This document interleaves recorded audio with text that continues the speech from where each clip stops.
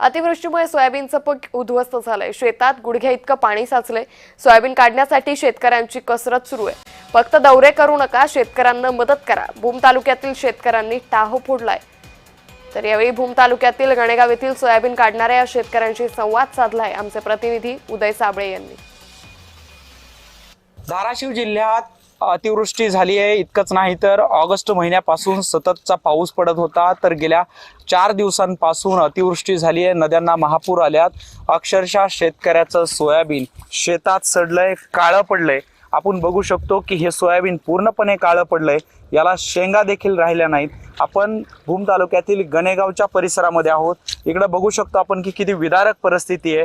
हे सगळ्या शेतामध्ये पाणी साचलंय, पूर्ण सोयाबीन अक्षरशः सडून गेलंय, कुजलंय शेतामध्ये। आणि हे सोयाबीन काढण्यासाठी हे शेतकरी बाजावरती सोयाबीन काढतायत, कारण सोयाबीन काढलेलं खाली ठेवायला जागा सुद्धा शिल्लक नाही।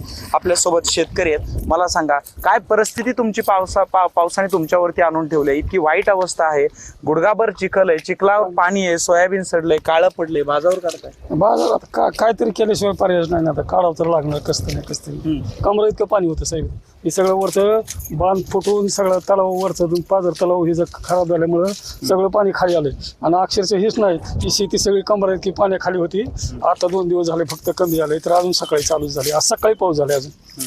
काय सांगाल, किती होईल उत्पन्न? काय उत्पन्न व्हायचं याचं? लय झालं, एक नाही एखादा कट्टा झाला तर होईल ना, ते काढायला परवडत नाही। 2 खर्च झाला आता ह्याचा खर्च पेरणीचा तुम्हाला सांगतो 2000 रुपये खर्च। सरकारला काय सांगणार? काय करावं, त्यांनी मदत करायला पाहिजे ना असल्या शेतीला। मग किती होती सोयाबीन सगळी?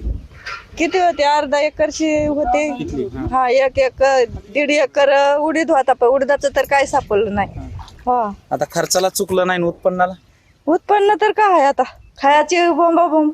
उदय साबळे पाटील, जय महाराष्ट्र।